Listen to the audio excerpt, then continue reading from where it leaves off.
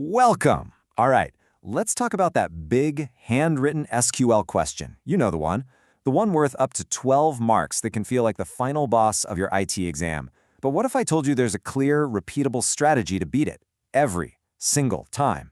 Okay, let's dive into this tactical guide and get you those marks. So, take a look at this. This is a real question from a past paper. You've got multiple conditions, a specific date range, sorting. Yeah, it looks pretty intimidating, right? But don't worry. By the end of this, you'll be able to break this whole thing down and write the answer with total confidence. So here's our game plan. First, we're going to lay the foundation, how to build the database itself. Then we'll master asking the right questions with the select statement. After a quick look at how to change data, we'll get into the good stuff, some crucial secrets from the examiners themselves. And finally, we'll circle right back here and solve that monster question from the start, step by step. Okay, before you can ask questions about your data, you need a place to actually put it. This whole section is about creating the structure of your database, and that all starts with the create table command. Seriously, think of it like building the library before you start stocking the books.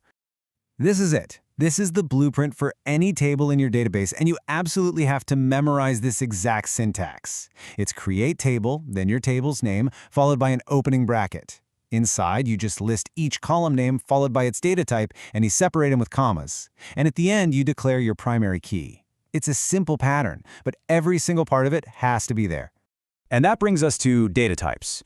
Choosing the right one is absolutely critical, and it's a little detail the examiners are definitely looking for. Think about it. Are you storing a name? Use text. A price? Use number. A birthday? Well, that's going to be date. Getting this right from the very beginning is a really key skill. Okay, this is where the real magic happens. This is where most of your exam marks are just sitting there, waiting for you. The select statement is your #1 tool. It's how you talk to the database and ask it to give you back exactly what you need. This three-step process is the absolute heart of almost every query you will ever write. You need to burn this into your memory. Select, from, where. You select the columns you want to see, you pull from the table where they live, and you filter where a specific condition is met. Let's say it again. Select, from, where. And here's that core structure in action. Just look at the example. Select song title, artist, from songs, where artist equals T singer. See? We're asking for two specific columns from the songs table, but only for records where the artist is T singer. And the output right below it shows you exactly what you get. It's simple, powerful, and totally precise. So what if you have more than one condition? Well, that's where and or come in. And the crucial point is this. And is restrictive. It makes your filter stricter because every single condition must be true. Or, on the other hand, is inclusive. It broadens your search because only one of the conditions needs to be true. Now let's see how OR works in the real world. This query is looking for songs where the artist is T singer or the genre is rock. Now, notice the results. You get songs from T singer that aren't rock, and you get rock songs that aren't by T singer. It broadens the search, which is the exact opposite of what AND does. All right, time for some power-ups. Order by lets you sort your results. Like is for pattern matching. So, for instance, finding all names that start with the letter A. And group by is all about summarizing data. It groups rows that have the same values into summary rows, which is often used with functions like count, to answer questions like, hey, how many songs are in each genre? And this textbook page pulls it all together perfectly. You can see order by being used to sort the songs by ID. You see group by being used to count how many songs are in each genre, and right there, like T% is used to find all the artists whose names start with the letter T. These are the tools that take your queries from simple to seriously sophisticated. Sooner or later, you're going to find that the data you need is split across multiple tables. So how do you bring it all together? The answer is inner join. This is how you connect tables that share a related piece of information, like a supplier ID that appears in both a products table and a suppliers table. You know, this family tree analogy is perfect for understanding joins. Just think of your tables as different branches of a family. An inner join is what lets you trace the relationships between them. It's how you connect a train to its driver using a driver code, or an order to a customer using a customer ID. It's all about connecting that related data. So far, we've just been reading data. But what about writing it? There are 3 key commands for modifying records. And while they're a little less common in that big 12-mark question, you still absolutely need to know them. Here they are. Insert into adds a brand new row. Update changes values in a row that's already there, and delete from removes a row completely. Now notice something crucial. Both update and delete use a where clause. If you forget that where clause, you will update or delete every single row in your table.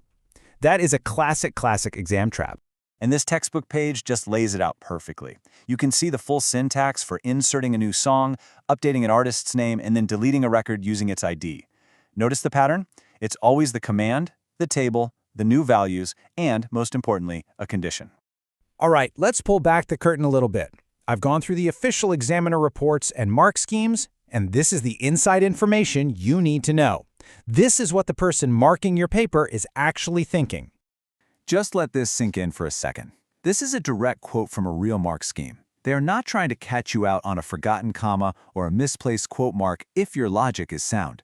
They want to see that you understand the process. So please, don't panic if you make a tiny mistake. Show them your intent. Here's a real example from an actual exam script. The student's attempt on the left, well, it has the right idea, right? They're using count star and a where clause for the date, but the syntax is kind of messy.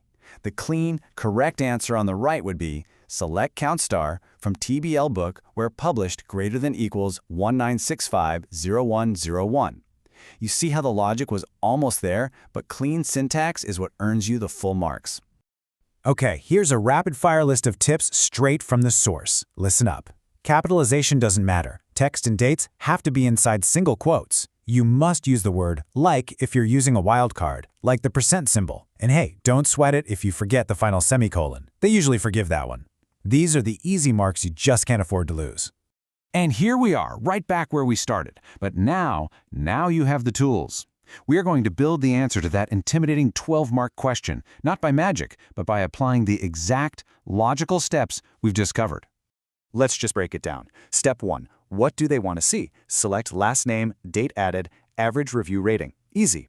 Step 2. Where is this data? From TBL_party managers. Got it. Step 3. The first condition is the date. So, where date added between 2017-0101 and 2018-1231. Step 4. The second condition is the rating. We use AND to connect them. And average review rating greater than or equal to 3. And finally, Step 5. How should it be displayed? Order by last name ASC. You see, it's just a sequence of logical steps. And that's it. It's not about being some kind of genius coder. It's about methodically applying a set of rules. You now have the syntax templates, you've got the step-by-step strategy, and you have the insider knowledge from the examiners. That question isn't scary anymore. It's just a puzzle, and you have the solution. Now go get those marks.